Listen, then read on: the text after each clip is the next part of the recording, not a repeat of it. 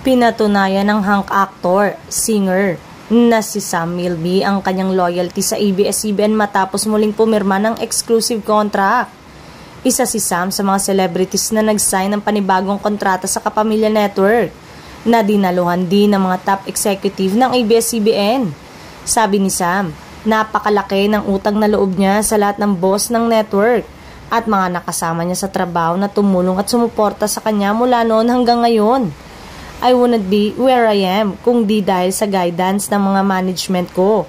And I wanna give a big thank you because I think these people don't get enough credit. Yung mga tao na bumubuo sa mga project, the production, pahayag ni Sam. Nagbigay din ng mensahe kay Sam ang kanyang sister na si Ada Milby, Derek Cathy Garcia Sampana, John Prats, Enchong D, Sancho de las Alas, Casey Tandingan at Julia Montes. Congratulations, Sam. Another milestone sa iyong career.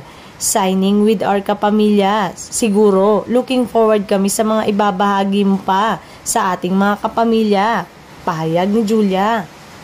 Unang nakilala si Sam bilang housemate sa unang season ng Pinoy Big Brother at mula noon ay lumaki na ng lumaki ang kanyang pangalan.